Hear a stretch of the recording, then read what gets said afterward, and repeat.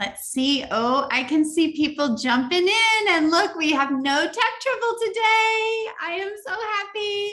Say hello in the comments. I believe the chat is working, but say hello, pop in there so I know that you can hear me, you can see me, everything is working. Hello, hello, Chris and Megan and Glory. Hello, Tracy. Oh my gosh, I am so happy. If you were here yesterday, that was quite a debacle. I literally was sweating because 17 minutes went by and tech was not my friend. Zoom and I had some words.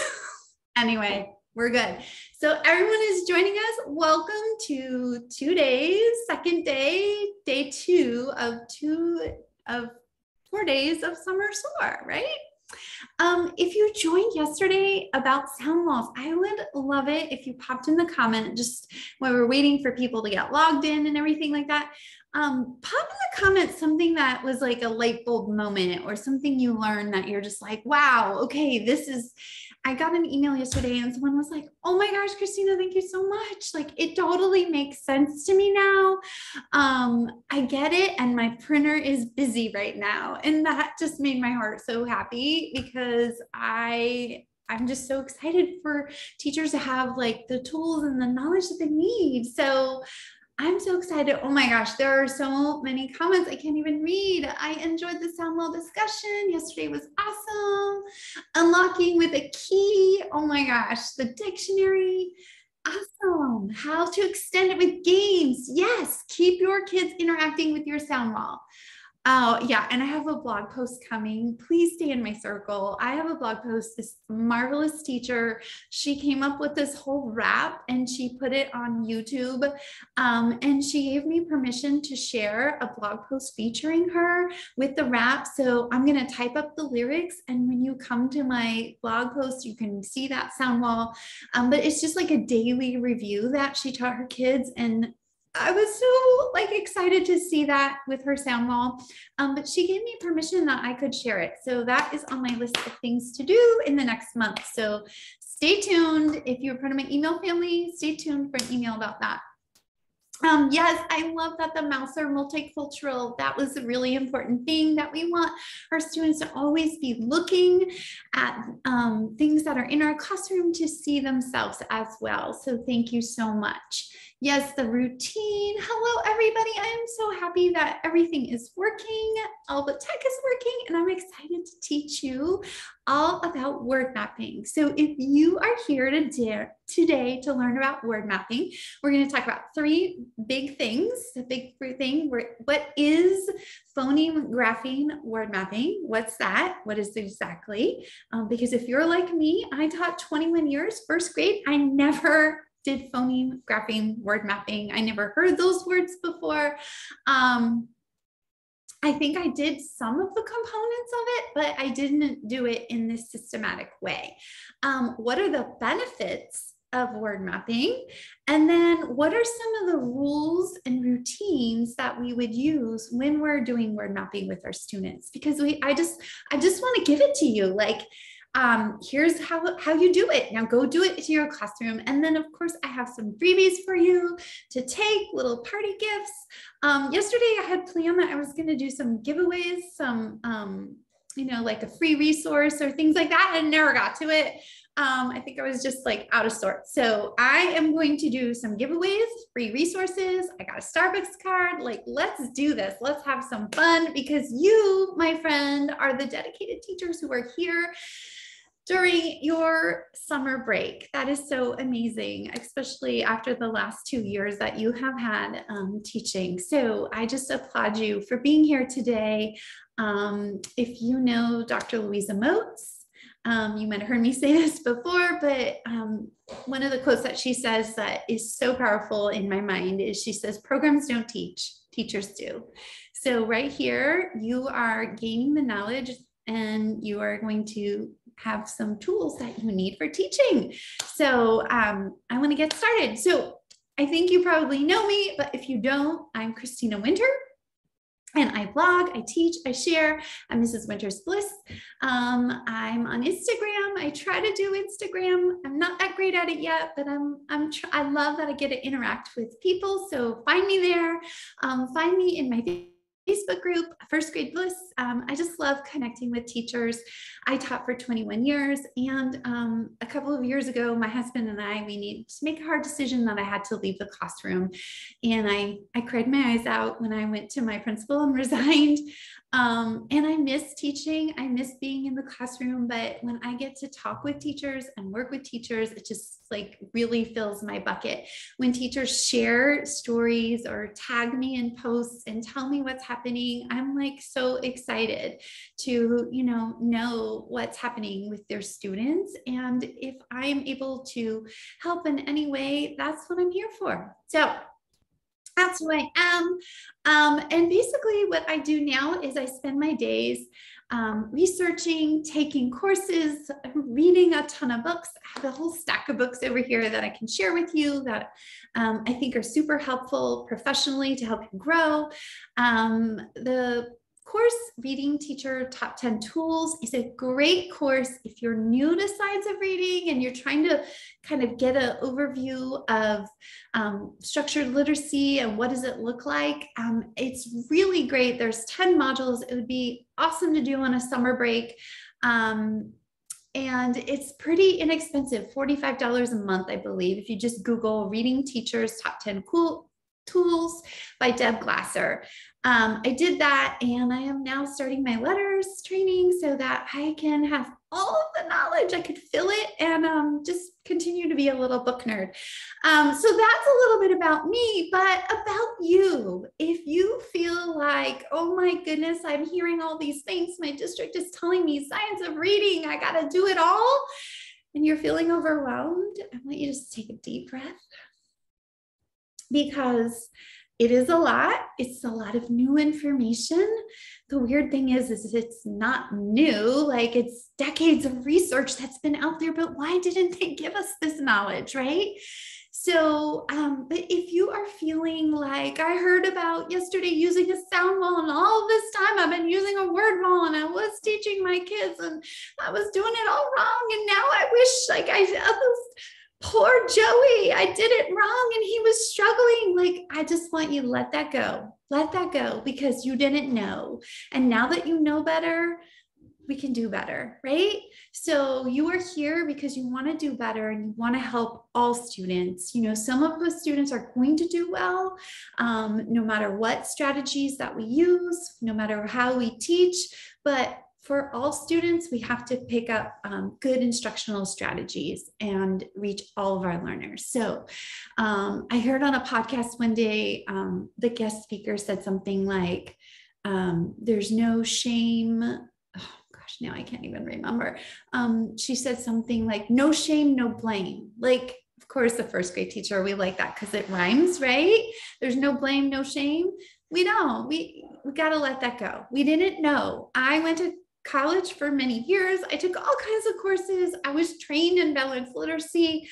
And my master's degree, I didn't hear anything about Scarborough's reading rope. I didn't know anything about the simple view of reading. And that's been around since the 80s. I mean, it wasn't until Emily Hanford's podcast, A Loss for Words, if you're just starting your journey, go listen to her podcast or go read her article, Emily Hanford, A Loss for Words, and you're going to learn a little bit about the reading wars and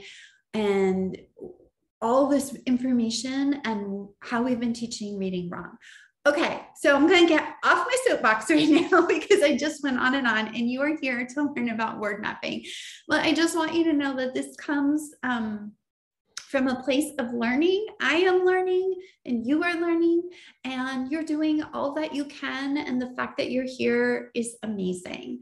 And you're not going to be overwhelmed. You're not going to feel blame anymore. So why do we want to know about word mapping? Why is it important? Well, yesterday we talked a little bit about how we know that learning to read is not a natural process. Our brains actually, and just a quick review, our brains are not hardwired to read. Our brains are hardwired to speak.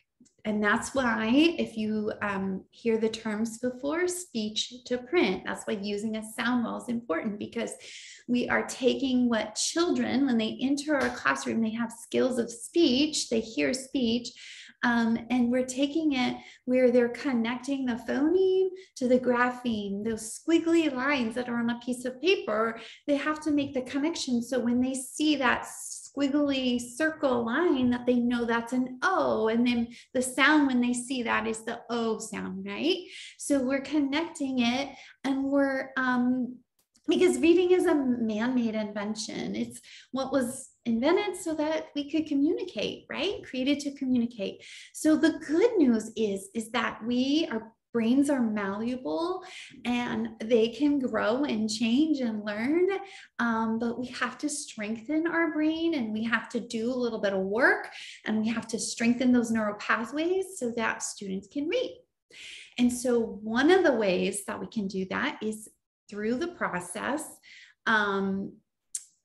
we can use word mapping to help us do that. So you might be thinking, well, gosh, Christina, I mean, I'm picking up a book, or, the kids in my class, they pick up, and reading is just so effortless. Like, some people just read and some people struggle, right? And so we have to be able to use strategies so that we can teach all readers to be proficient readers, so that that they can lift the words right off the page effortlessly.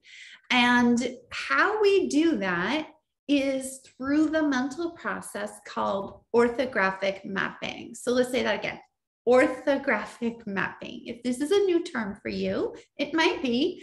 It was new for me when I started to hear about it. Now, orthographic mapping is different than phoneme grapheme mapping. So we are going to talk about phoneme grapheme mapping, but I want you to understand orthographic mapping first. So in David Kilpatrick's book, and I shared this with you yesterday, his book, Equipped for Reading Success, this is where I really understood what orthographic mapping means. We don't do orthographic mapping. It's not something I'm going to go teach my kids orthographic mapping. No, that's not what we're doing. Orthographic mapping is the mental process that's happening inside here. He explains it as a mental process that helps us to permanently store words for instant retrieval. So that when a child sees the word CAT, that they know that word says cat, right? Actually, I'm going to read to you exactly what it says so that you can get even more knowledge. But in his book, Orthographic Mapping, and he has a whole section on sight word, high frequency words. He talks about, I wanted to read this one little part.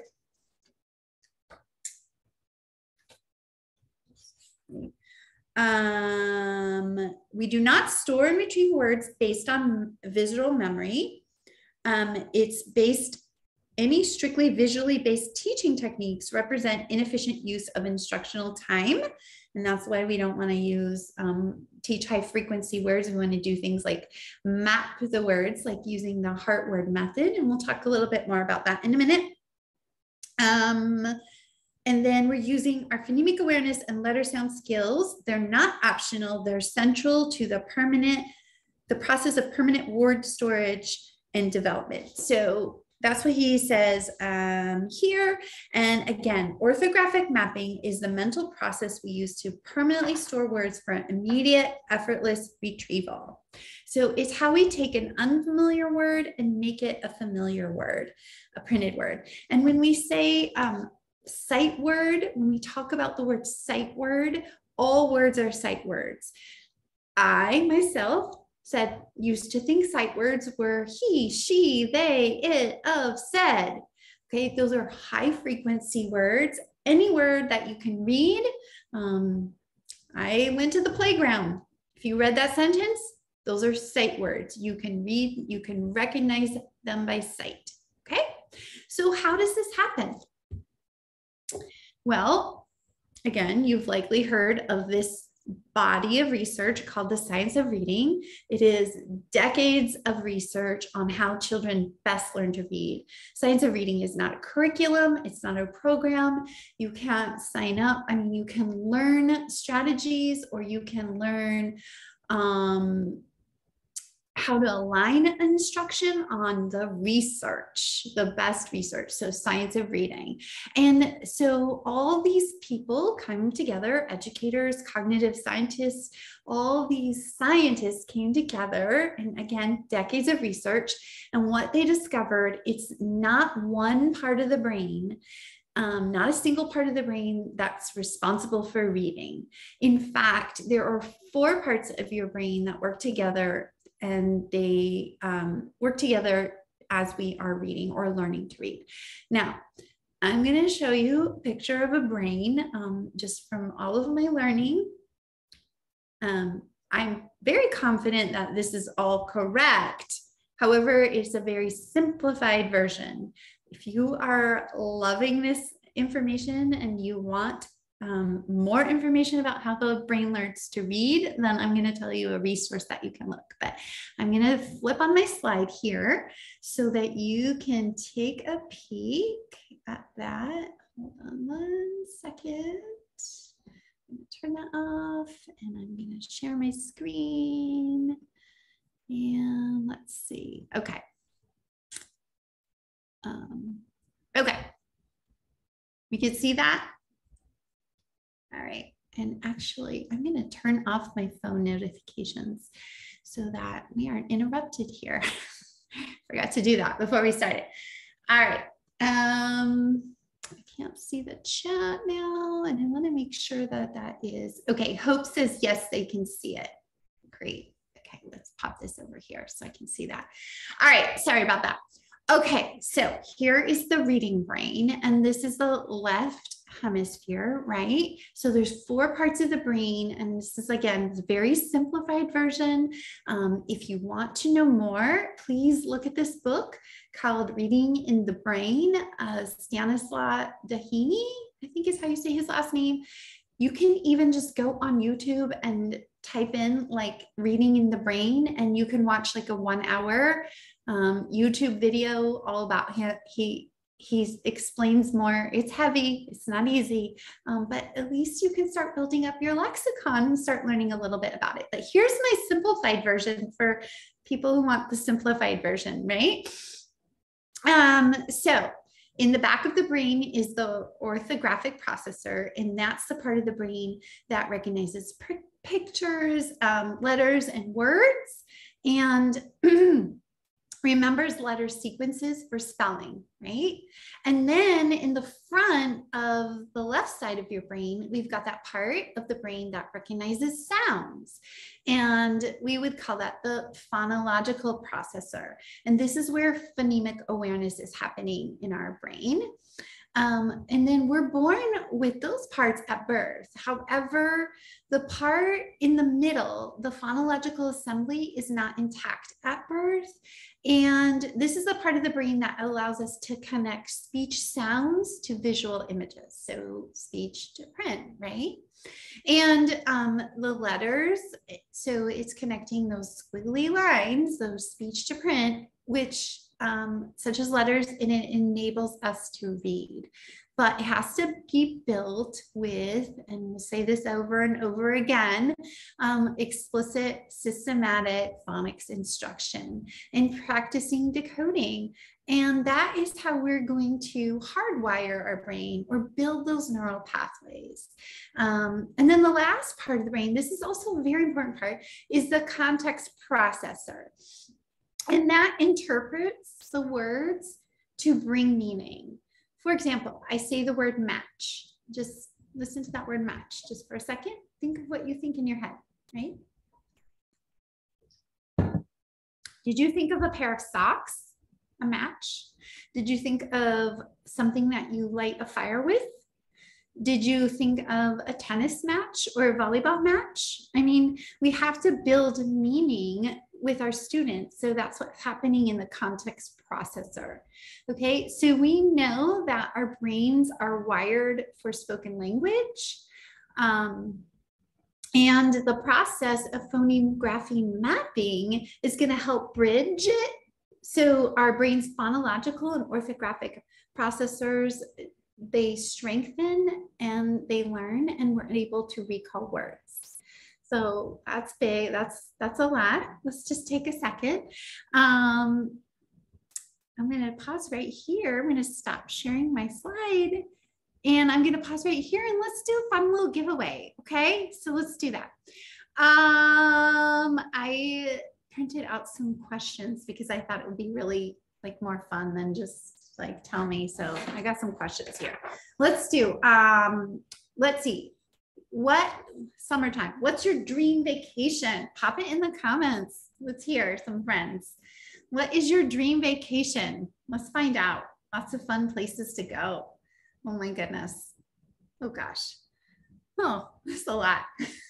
Let's do, we're going to do a giveaway. So I have your leader, and I believe that teachers should have, they lead their classrooms and their schools with confidence. And so you might have seen these. I've given these away. These are little stickers. So I am going to mail you some stickers if you're my winner, and a fun little Starbucks gift card. So let's see who is our winner, our dream vacation. Anybody? Oh gosh, I see all these fun places.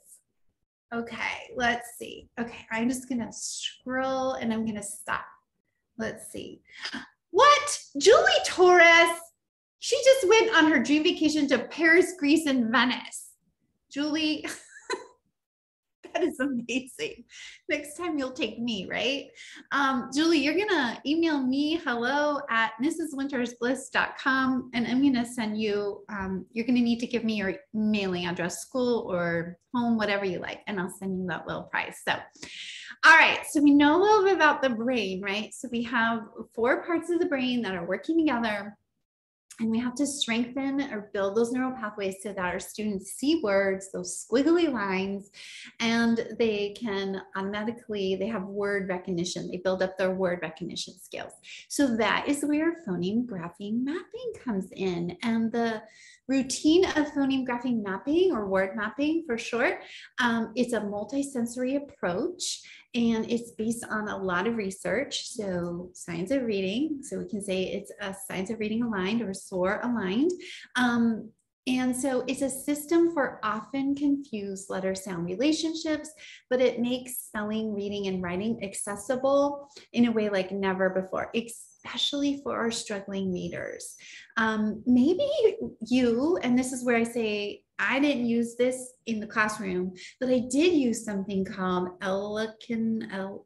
Conan, that's how you say it, Conan Boxes. Did you ever use those with your students? And actually I used that with my struggling readers. And when we use Conan Boxes, people are saying, yep, Conan Boxes, yes, okay. When we use Conan Boxes, if you're doing it truly like the person who his last name is Conan, I forget his first name, but if you're doing it truly in the way that he shows you, it's not using any like letters. It's all like chips and sounds. It's not like writing letters. It's just moving chips for the sounds to represent the sounds. So it's similar to that. But when we do phoneme grapheme mapping, we're going to actually connect the letters with the sounds. So I want to give you a quick overview.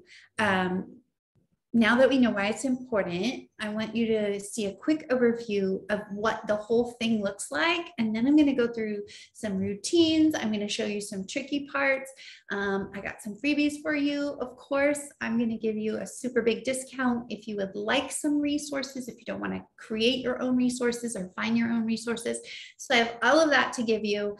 But basically, what we have to do is we have to activate the phoneme part of our brain. We have to hear the word. We have to tap the word. We have to map the word. That means like we're placing some kind of like manipulative, like multisensory, and then we graph the word, and the graph is the grapheme.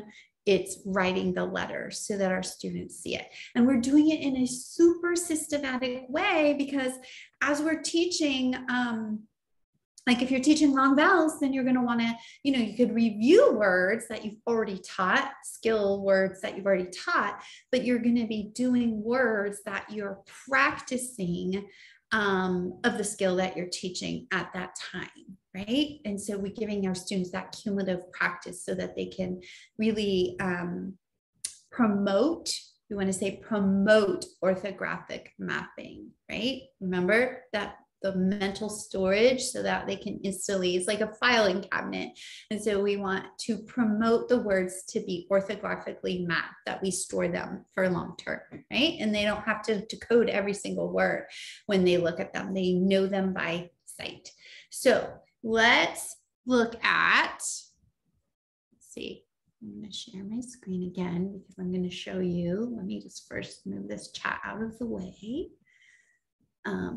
I'm going to show you just kind of quick overview, and then I'll show you how we're going to do it.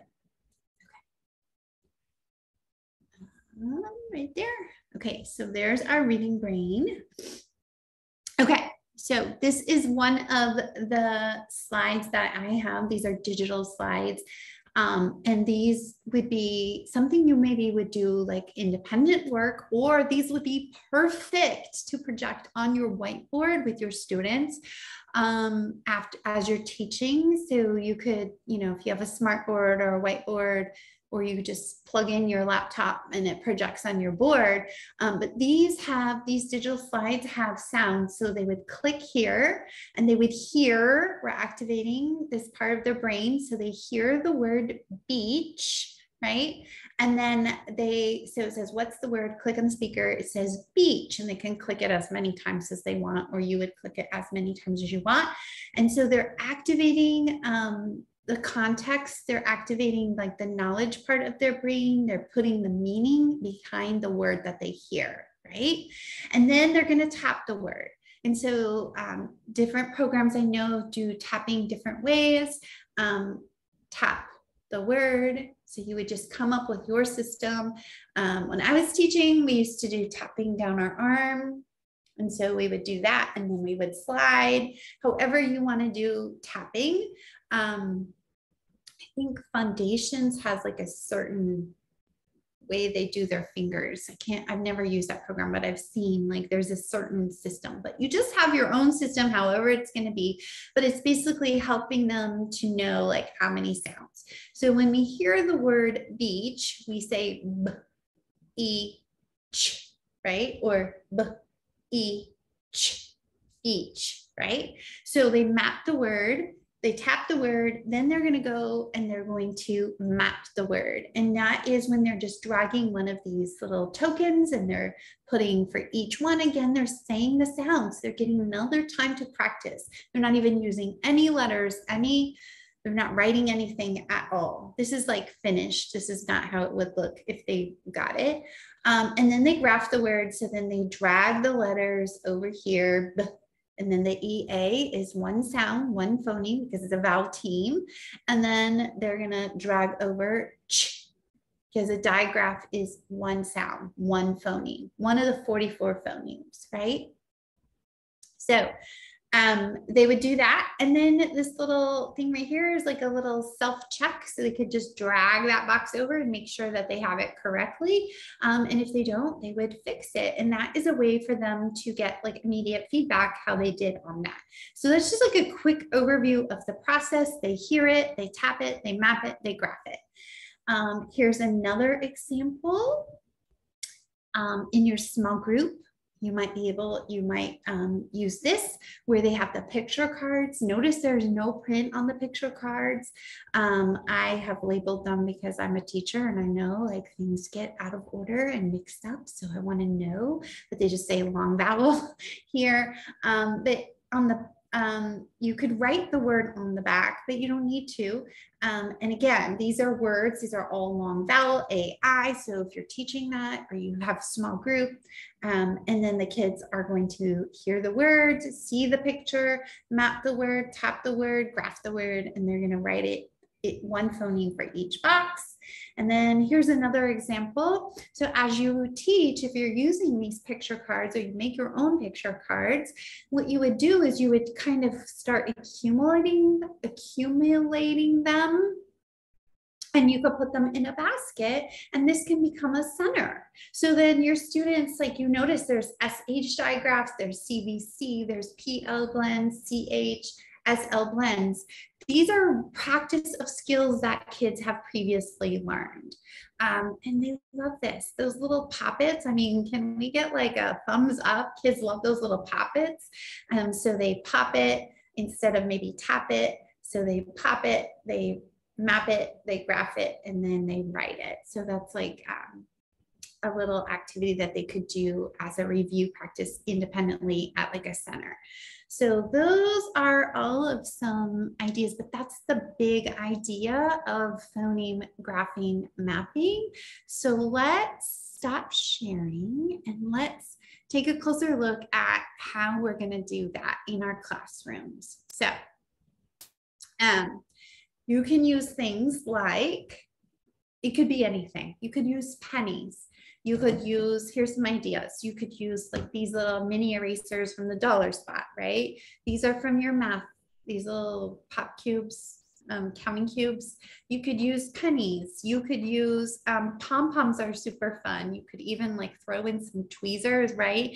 And make it like, hold on one second. I'm gonna grab that chat so you can see that. Okay, you could use tweezers and pom-poms, so it's working on the fine motor skills even. Those are some fun things. And pennies, or like we said, we could use this little guy. Kids love these little puppets. They're so fun. But this is really fun too. These are, I got this on Amazon, but I think a lot of science kits, it felt like, had these when I was in the classroom. These are magnetic marbles and these little magnetic discs. So then the kids would just push them, one for each sound, and then swoop it up and say the word. So like if they did one for C, one for A, one for T, and they swoosh it and say cat, right? So this is like a fun option. There's just, you could use anything that you want, literally. But I know some teachers like have used like Play-Doh, those yellow and red counters, anything goes. I think people are probably popping all of their ideas in the comments too, right?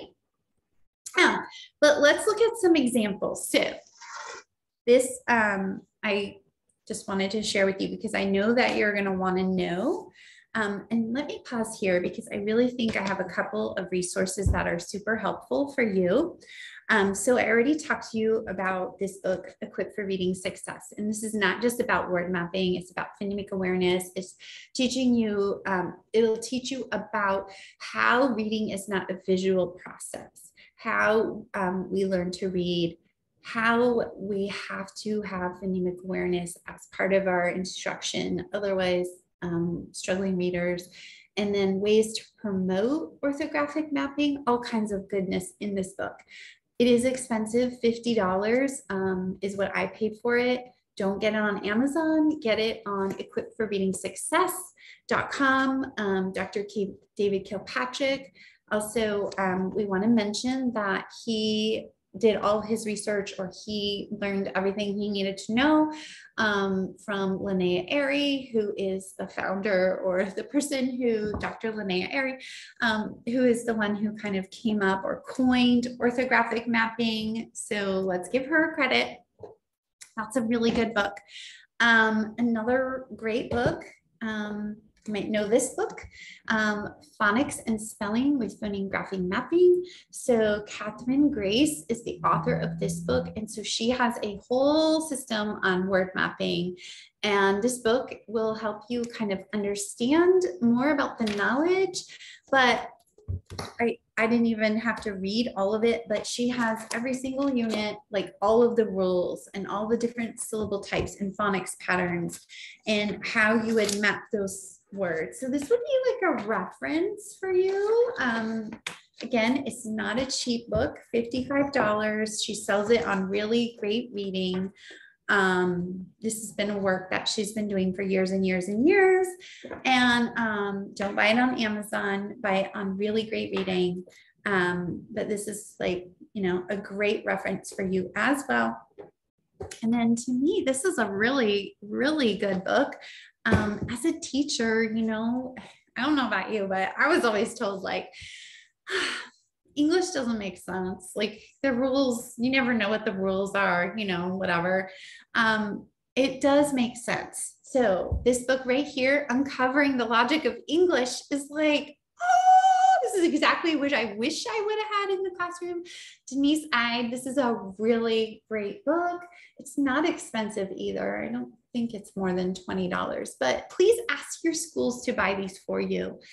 Tell them I said so. No, just kidding.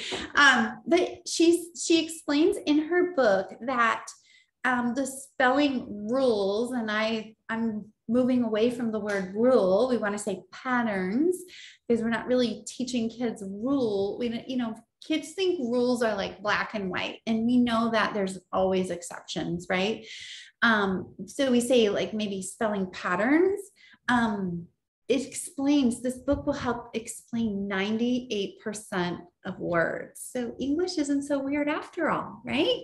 And one of the coolest chapters in this book is chapter 7 is called The Mystery of Silent E, of Final E, not Silent E, is solved. And so she explains in the book, and again, you can read it, but it's a really good reference if you're like, I wonder what I need to know about this phonics pattern, or I need to know about this syllable type. You can just kind of come to this book. But she explains that there's, I think, 7 jobs. I think she has more than 7, but traditionally there are 7 jobs of final E. That's like in gate, the A blank E. Obviously we know that the silent E makes the vowel long, but also silent E. And if you love Wordle, this is so helpful. I love Wordle. I'm sorry. But if you love Wordle, this book will help you also. C and G have an E to make the soft sound. So like in the word cage, it makes the J say the soft sound, and take that back to your sound wall, right? Another rule is English words don't end with V, I, U, and Z. So the word give has an E, a silent E, or glue has a silent E, pie has a silent E. That's following the rule because it doesn't end with an I, right? She also teaches in this book, I'm like on a bird walk a little bit, but I think this is so interesting, that it makes the voiced sound on TH. So the E, when you have bath, when you add the E on the end, it makes bathe, right? The voice sound. Cloth becomes cloth, right? So, and then the vowel or the syllable type LE, like in turtle, the LE, the E is silent to make it the LE at the end, that consonant plus LE. And then finally, this was so interesting to me. Silent E helps clarify plural words. So the word den, D-E-N, when you add S, that's like dens, like there are 2 bare dens, right? But if you want it to be dense, like the trees were very dense, or the cake was very dense, we have silent E, D-E-N-S-E. Anyway, I'm not getting paid for saying any of this, but this is a good book.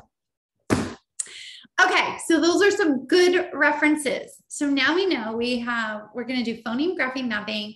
We have some references where the research is coming from. I'm going to show you some of the rules that you're going to understand. So when you're teaching word mapping in your classroom, that you're going to understand how each box represents one phoneme.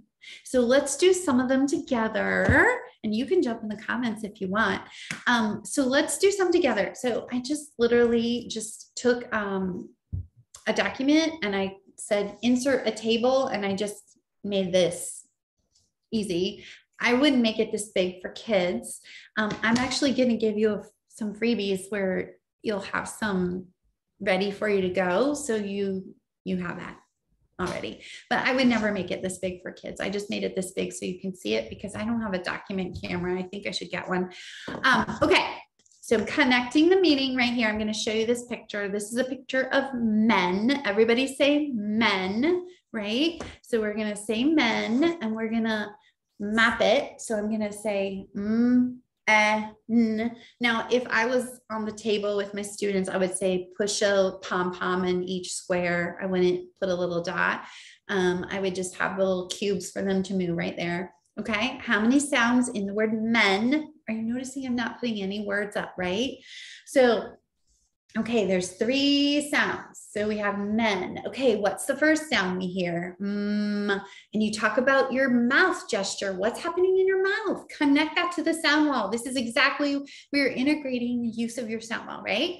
So you're talking about what is your mouth doing? What's your teeth, your tongue, your lips? Their air coming out? Is it voiced, unvoiced? What's happening? Okay, so we're saying men. So we write M, and then the next one, right? And then we say men, right? The page I'm going to give you, it's going to have a little space right here so they can rewrite the word together, right? Okay, so we are going to hear the word. We're going to see the picture, hear the word. We're going to tap it. We can map it, and then we're going to graph it. So CVC words are pretty simple because each phoneme has its own square. What about when we get to this word? This is slam. Everybody say slam. Slam, right? You hear the word. We're going to tap the word. Slam, right? Did you notice that that is a consonant blend and that each consonant is going to get its own space? Consonants get their own space. I think there's a program that teaches them together.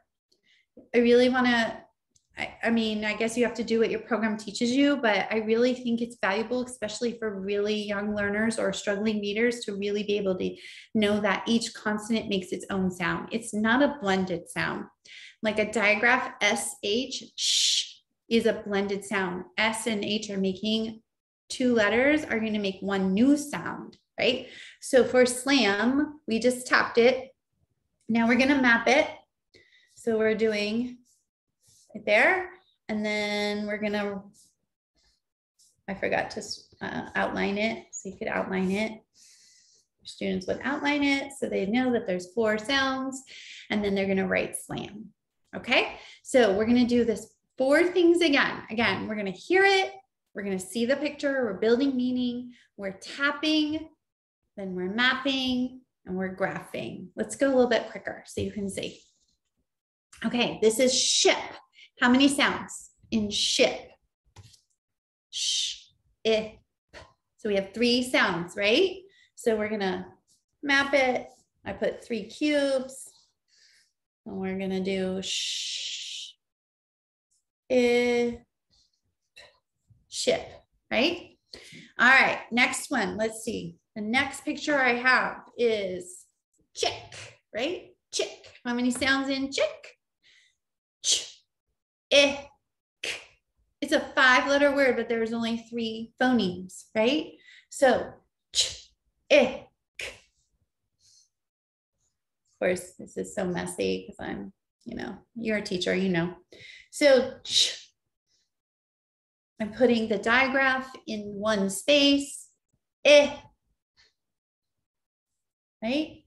And then CK is one sound, or is the grapheme that represents the k sound at the end of the word.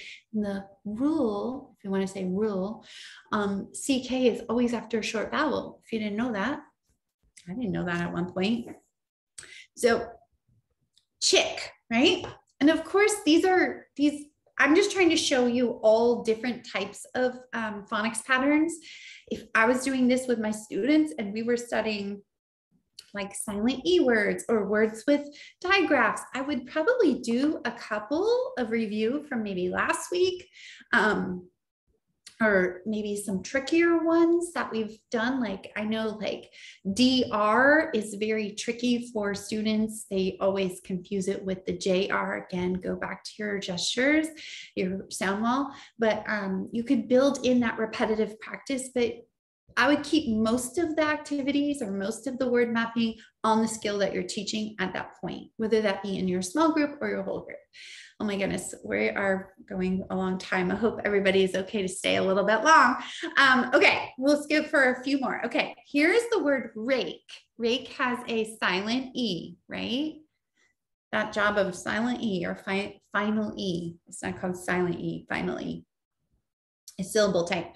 So rake is 3 phonemes, r, a, k, but it's 4 letters. So what are we going to do with the silent E? There's a couple of different ways that you can do it. So you're going to pick one way. I know some people do like an arrow I've seen. I just honestly think it's best to put the E with the last letter. So for me, I would do r, a, k, and then I would show r, a, and then put silent E. But if you have a different way, you prefer a different way, if you read Catherine Grace's book on Orthographic Mapping and you like her way, where there's like an arrow or something, you can do it that way as well. But any system that you teach your kids so that they know. Okay, so that's what we do with silent E. Silent E does not get its own square. And so that's where you can kind of like, obviously you're going to be, if you're doing in small group or whole group, you're going to always be giving your students feedback. How can we, why would we, does the E go here? No, it doesn't. Why not? Well, because it doesn't make a sound and we're doing phoneme. Each one is for a phoneme, right? And then the word snail. So snail is S-N-A-O, 4 sounds. So we're dropping 4 markers or 4 coins. And then we are, did I do that right? I hope so. Yeah. A-O, right? And your kids are always, you're always going to say, I want to see your mouth moving. I want to hear your sounds as you're writing it. Okay. And then we got 2 more here. This is the word couch, couch, ouch. And I'm not doing this right now on camera, but what I would be doing is building up meaning with your students. You can say things like, especially for your English language students, English language learners, you can say things like, a couch is like a sofa, or my couch has a recliner. Does yours have a recliner? You know, so you can use like build up their oral language vocabulary development. You can explain that. You talk about, you could tie in your science, talk about what a snail, something about a snail, how it has a hard exoskeleton, I think is right.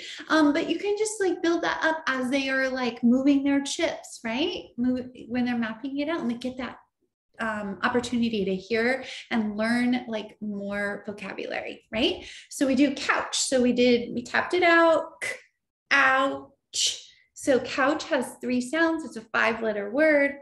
You could talk about how come it's only 3 boxes? Well, C at the beginning, then the OU is that digraph. And so your friends are, ow. How come we put the OU in instead of OW? Oh, because OU generally goes in the middle of the word. So you're always analyzing the words, right? And then CH, and we can teach our friends that CH could go at the beginning, at the ending, there. Okay, last one. This is the word house, right? House, house. Again, that has the final E. So we're going to do house, final E. And so we've got H-O-U, and then we have that S-E right there. So house. Okay. And again, you're using all of your oral language. So those are like the straightforward mapping rules, I guess, if you want to say like what you would do for each phoneme. But I want to show you a couple that are tricky that tripped me up a little bit at the beginning. So before we do that, let's pause for a giveaway. How about that? I'm going to share with you my word mapping bundle. So I'm going to pick 2 winners today. Let's pick 2. Let's pick 1. It's going to have to be somebody. Okay. Tell me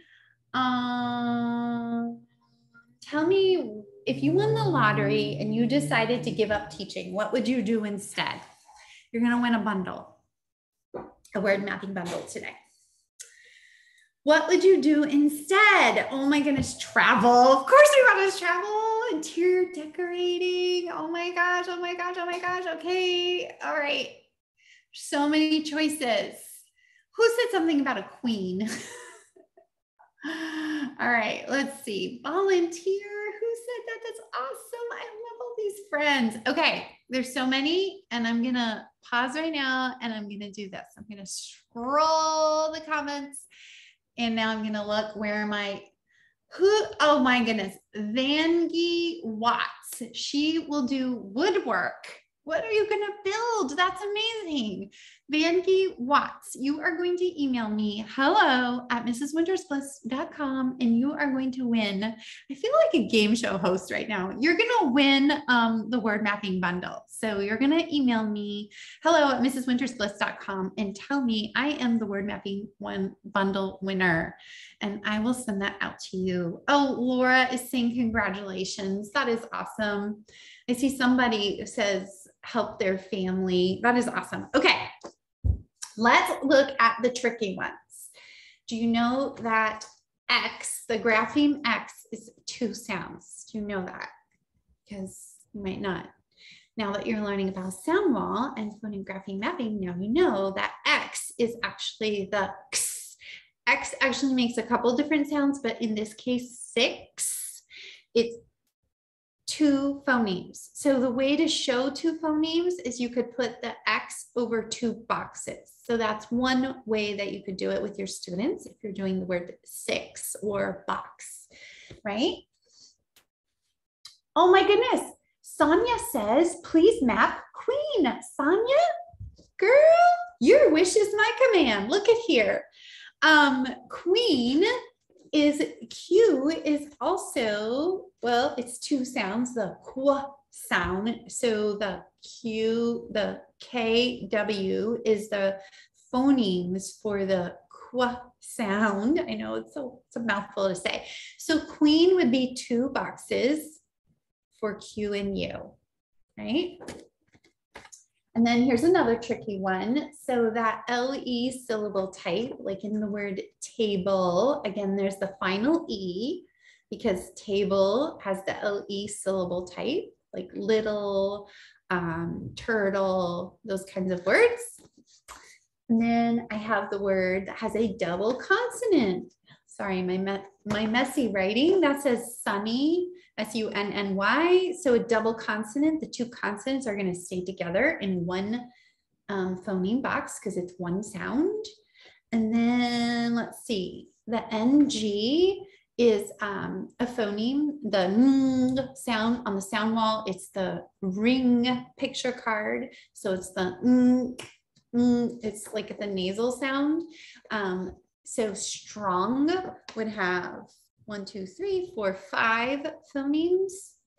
And then parked, even though ED, right? Parked, the ED is making the t sound. So you're going to bring that back to your sound wall again.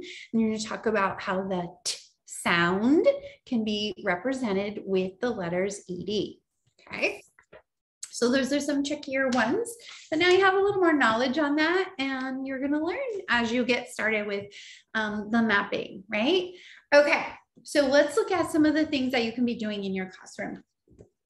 In my word mapping bundle, I have lots and lots and lots, like I showed you the digital slide that you can use. This is what I would use if I was doing small groups. And again, these are labeled so that you have exactly what skill. This is the long vowel A with the team AI. So they're every phonics pattern. I think there's 485 words, but you would just pass this out. Look at these handy dandy sleeves. So you don't even have to visit the laminator. You could just reuse them. You could pull this out, put a new one in. You could put another one on the back. It's amazing, right? Like no more prep. We're not going to work on weekends. But then they have all these different pictures that have that pattern. So you would teach your students in your small group, you know, you could have everyone do the same one or have kids do different ones and share out however you want to do it. But again, they're hearing the word. So we say pale, we see the picture to make that meaning, we tap it, we map it, we graph it. So there's spaces here for mapping and graphing right there. And then you're giving the feedback so they can self-correct or fix it up. You can do that. So this is one resource. You can also just use, I have like smaller templates that could be used over and over like this in your small group, and just use these picture cards.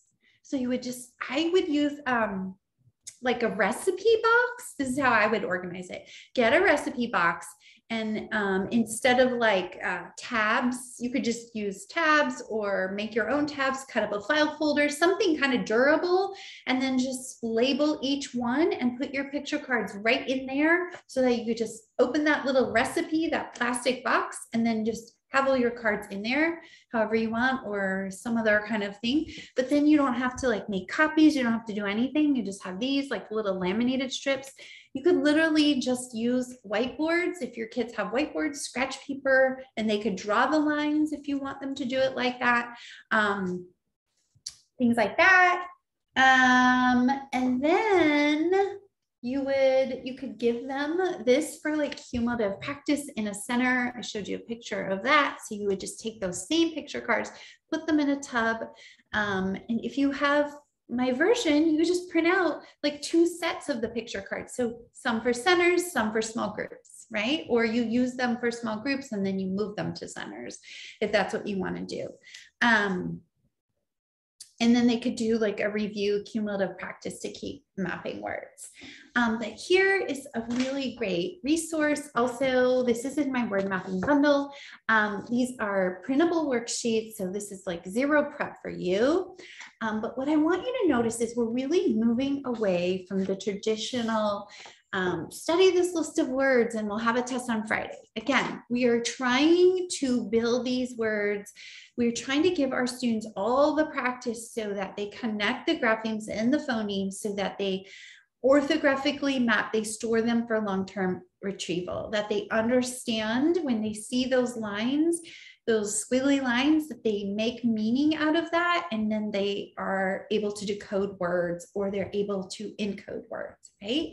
So we're kind of moving away from the traditional spelling that I used to do, like here's your 10 words and here go write the words and now do rainbow spelling. We're gonna try to give them practice activities that actually make them like analyze and work through the words, map the words. So here's one activity. Again, I always want it to be super user friendly, so everything is labeled for you. But you can see like all these long A words, there's a dot. So your students, I would have them fold it. That's why I have this little fold mark here. I would have them fold it because this is kind of a warm up for them. Just tap the words and blend the words first. They're tapping and blending words at that skill, right? And you could have them do it several times to work on their fluency, right? It's not going to be easy at the beginning for them, but we have to provide our students opportunities to struggle to get to be better readers. Okay. Now, once they have this folded, this is not going to be like a traditional worksheet, like pick the word and find it down below and write the word. No, we want them to fold it back. So now they have to use their skills and they have to look at the picture and they have to say, oh, that's pointing to the tail. We're working on long A, so it can't be dog, right? Pointing to the tail. Okay, let's tap it. Tail, right? And so they're tapping the word tail and then they're writing the graphemes right here for the word tail. right? You can have them actually, they could also use like little beans or something if you want them to map it as well. But this is more of an independent practice. So they're probably ready to not have that part where they actually map the word. So now they're not, they're not just they're not copying words. They're actually having to work through the words, map the words, and graph the words. And then if this is an independent activity, I mean, you could use it in small groups, but if they're doing it independently in centers, because you've explicitly taught this skill, this is not something brand new for them. This is something that you've done a lot of explicit work.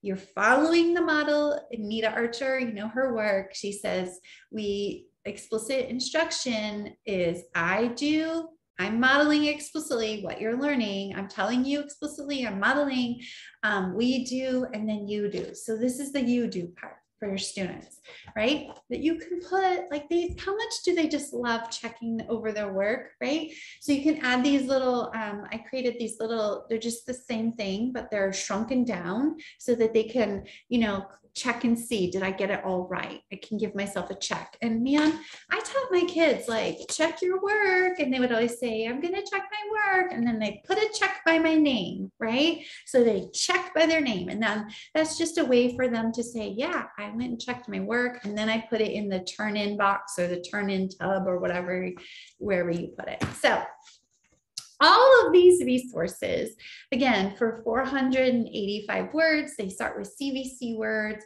they go through blends, digraphs, vowel teams, are controlled, variant vowels, all of the vowel teams that you're going to need. There's all of these, all the worksheets, all the digital, all the things is in my word mapping unit. And today only 50% off for summer steals. I told you yesterday that teachers loved summer steals, and this is our 3rd year. So I wanted to tie it in with 4 days of SOAR because I want you not to just purchase resources. I know teachers, sadly, we have to buy resources, or maybe we like buying resources.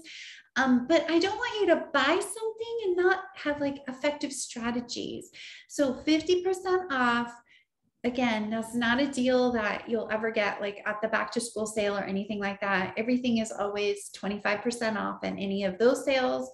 TPT doesn't even allow us to discount at 50%, but because you are part of my email family and you're here, I want to give you that discount for summer steal. So if you are thinking, I want word mapping, I don't want to create all this stuff, Christina has it ready to go and I just click download, I'm your girl. If you're like, I love what you taught me and thank you so much. No, thank you. That's okay too. I am so honored that you are here today. I said I'm going to do another giveaway and I'm going to answer some questions. So let's do a giveaway right now and then we'll get to the questions. But my lovely assistant, Laura, she's been collecting questions that either she answered in the comments or I'm going to answer now. And then she's also dropping the link. Also, in addition, I have some word mapping freebies to give you. So she might be dropping the link for that. But that's your like party gift. Everyone's going to get that. Please don't stress if you're not able to download, because sometimes when everybody's accessing a link at the same time, it freezes up. I will send that out in the email a little bit later today. So be watching with the replay link, the email, the Zoom link for tomorrow, the link to get the 50% off. There's no coupon code, just go to my store, Summer Seals, and you will get those. And the other thing, I didn't really hit too much on this today, but if you know about heart words, which is basically word mapping of irregular words. We call them heart words because there's maybe one phoneme that kids need to learn by heart. It is such an effective strategy. If you want to know more, you can go right on my website and just type in heart words and you're going to see like 5 different blog posts all about it. I am presenting on the heart word method at Unlocking the Science of Reading. So if you want to know more about that, just shoot me an email. If you haven't signed up already, you can definitely sign up for that. It is a collaborative conference. It's not free, $30 for 5 amazing sessions. But you could just go to Unlocking the SOAR or unlockingsoar.com if you want to get signed up. But there's some amazing sessions. I'm trying not to sell you anything, but I'm just trying to give you some knowledge. Anyway, the heart word bundles are also 50% off, which is basically word mapping of the irregular parts. Everything is done for you. You just download and you have teaching slides. You have all the printables, all the things. It's like thousands of teachers have it and it's super popular and the feedback is amazing. Okay. Oh my goodness. Someone says, Lay says, your products are amazing. I just love that I get to learn and create. And I feel like it's helpful that I've been a teacher. So I know like you have to have stuff organized and ready to go. Like literally, I want to make things, you print it and there's not a bunch of stuff to cut out. Who wants to cut out like snowballs and whatever? No, we want to make it easy. So I'm trying to do that because I know you are so busy. Anyway, okay. Let's say giveaway. Okay, let's do a fun one. Let's see. What is your favorite dish from the cafeteria? What is your favorite dish? I don't know if there's any. I have some opinions, but anyway, tell me your favorite dish. Because I want someone to win the bundle. Okay, I see a lot of comments coming in. Good luck to everybody. Okay, let's see. I'm gonna scroll up and my pointer is pointing at Sylvia Lamb says apples. Sylvia, you're so healthy. Sylvia Lamb, L-A-M-B. Sylvia, please email hello@mrswintersbliss.com and say, I like apples and I'm the winner of the word mapping bundle. Okay, so there. So now we have a few more minutes. So if you want to stay on, let me pull up some questions that my lovely friend Laura has helped to grab. I think, Sylvia, I wonder if this is you. Sylvia is asking, when would you start word mapping at the same time as introducing the sound wall? Yes, Sylvia, that is a great idea. As soon as you were done, when you remember, we're starting with the speech sounds. So we're talking about the phonemes and we're talking about the gestures before we ever even introduce the graphemes or the letters. But as soon as you do that, you can do, at the beginning, you could just do it whole group, right? You can do, like show the picture card to your students and then, have them write on their whiteboard and then take that to a small group to follow up. For sure. That's excellent question, Sylvia. Cheryl, when they are writing the letter for the graph, the word part, how do you correct them when they don't graph it properly? So Cheryl, that's a great question. So I guess it would depend on what mistake your students are making. Are they making a articulation error? Are they writing J-R-E-S for dress? Are they doing that? Bring them back to the sound wall. If if you're far away from your sound wall, have your, I think I still have it here. Yep. Have your student sound wall like ready so that your kids, you could have a couple of these at the small group table and bring them back to that and talk about, oh, you're mixing up, like let's talk about what's happening. So you're helping them. If they're mixing up the graphemes, like if they're writing boy and they're writing B-O-I, then they're not understanding that the oi sound in boy is with the grapheme OY, which generally goes at the end of the word, right? So you're just helping them to analyze through it so that they're building their knowledge, they're building their skills. Students, they're not going to get things like the first time, right? They're going to take multiple times to learn something that is brand new. And that is why it's important that we are the masters of the instruction. We are explicitly teaching and we're gradually releasing the responsibility. And if your students are still having trouble, Those are your struggling students. That's when you're pulling them over. The tier 1 instruction isn't working and you're working in small groups during centers. P.S. Come back on Thursday because we're going to do effective literacy centers. So there's that. So those are the 2 questions. I think that's everyone's questions that I see. Shauna says print. Okay, couple pieces. I see someone says, I missed yesterday's class. You should have gotten an email from me yesterday afternoon. It said, join me for a word mapping party. If you don't see the email, if you don't see my emails, they're probably in your spam folder, but you're always welcome to email me and say, hey, I'd like the link. Also, I've gotten a few messages about it. So I think at the end of the week, I'll send you an email that has all of the links so that you can find them really quickly. Okay. Let's see. Sorry, but can you repost the link to the extras? My internet dropped, I lost. Yes. Let's see. I think Laura can probably drop that link again for the summer steals. And again, those are 50% off today only. And I want to say, I can't remember how much the word mapping one is, but it's 50% off. Let's see. And someone's talking about word sorts. Yes, word sorts are definitely a great opportunity for analyzing the oi sound. Yes. And that is another resource that is super helpful. So you are emptying my wallet these past 2 days. Oh, Laura, I'm sorry. I'm sorry. I just want you, hopefully you think about all the time that it's going to save you in the long run. How about that? I'm in your Successor Centers group. Are there any word mapping resources that will be shared?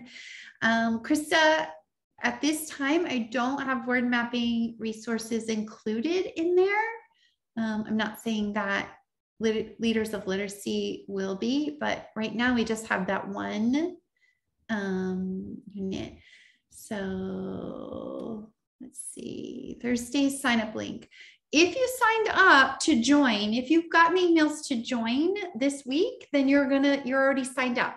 So you're gonna get an email every day with the replay, the summer steals deals, the next day's to join link. Every single day you should get those emails. Again, if you don't find it, check your spam folder because sadly emails go to spam. I don't know. I'm sorry. I'm a nice person. I'm not spam. And then I'll always send you like, we're getting ready to get started like 15 minutes before. I've got all that set up. So yeah, if you've signed up, then you're going to get the information every single day. Yesterday we did sound walls. Today we did word mapping. Tomorrow we're doing decodables. I can't wait to talk about decodable text. And then Thursday, one of my other passion is literacy centers. So we're going to talk about how you have all of these things, like how can your kids have more opportunities to practice? And that is in literacy centers. So stay tuned for more fun and more surprises. And I hope that you can join me tomorrow. Janet wants to know what's the difference between the heartword bundles. So Janet, there's two bundles and one of them has centers included. So the mega bundle has the centers that are included and you can click on it and you can see everything. Like there's mystery word heartwords, there's digital heartword mapping slides. They're basically independent activities for the kids. If you do centers, I would definitely consider that as well. Again, 50% off. So yes, I include the resource links in my emails. I just have to basically process the video. So yes, PD and then pay for resources. I'm beyond thrilled that we're receiving the HAL free. Oh, Tara, you're my friend. You're so sweet. Marianne, sadly, I cannot provide an attendance certificate. I am so sorry. I know that you are here on your own free time, but sadly, I don't have with Zoom, I don't have a way to track who came. And then I also don't have a way to track who is watching on YouTube. So I just, to be ethical, I just can't email out a certificate because a lot of people signed up, but a lot of people are not attending, and that's okay. Maybe they're not attending every day, but ethically, that just would not be right for me to do that.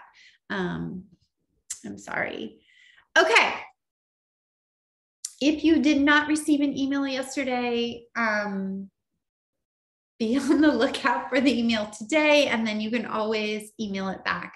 It's 2 o'clock. I'll try to get that email out within 2 hours with links to the freebie, links to the replay, and links for tomorrow, and links to the summer steals. But if you are planning to buy it or check it out, go look at it now, because I don't want you to get distracted by your daughter's dance class. And then you wake up tomorrow and you're like, sad face, I missed it. So it's on sale just for today. And then tomorrow we'll have other summer steals. So thank you so much for joining me today and letting me share what I love learning and share. And I hope this was super helpful. And tell your friends to join us tomorrow. We're going to talk all about decodable text. I'll see you tomorrow. Bye for now.